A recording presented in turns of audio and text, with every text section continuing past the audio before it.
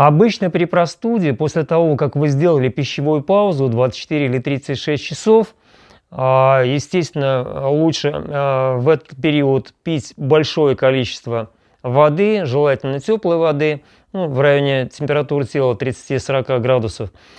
Можно добавлять на стакан воды пол чайной ложки меда. Очень хорошо способствует выводу токсинов из организма.